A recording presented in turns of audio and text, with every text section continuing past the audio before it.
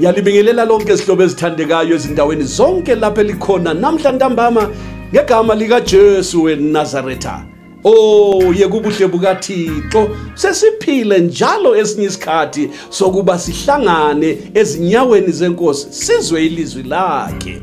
uJehova usithandile isihlobo zami, wasipha ukuphila, usiphe nezambatho, wasinika lokudla. Impela uJehova ngumalusi wami, angikuswela. Asihlaleni phansi ke, sithatha amabhayibheli ethu, sibize phela nemuli zethu, sihlale ndawonye, silalele ilizwi likaThixo elehlayo namhla livela esihlalweni somusa. Uma ugula, kholwa lokho uThixo akutshoyo, khona uyaphila namhla ngendlela yesimanga. Akukhathalekile ukuba ubulawa ngumkhuhlane bani, kumbe ugula sifo bani, kumbe lolo hlupho lwaqeda abangaki. Lalela sihlobo sami, nxa uThixo ekhuluma konke kuyenzeka ngokholwayo, ngoba phela akahlulwa lutho uThixo. Uma ungakazalwa kutsha, uma izono zingakathethelelwa, phenduka.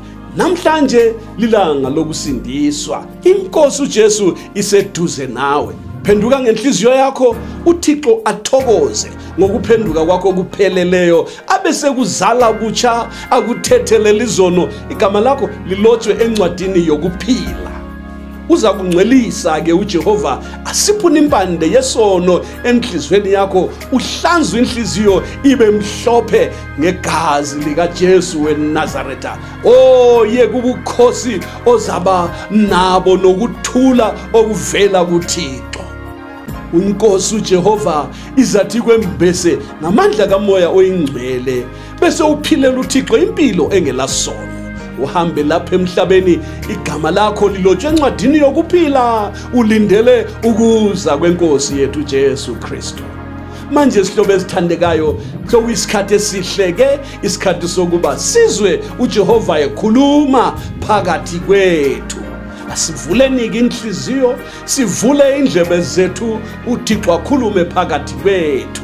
Inkosi mayisibusise sonke.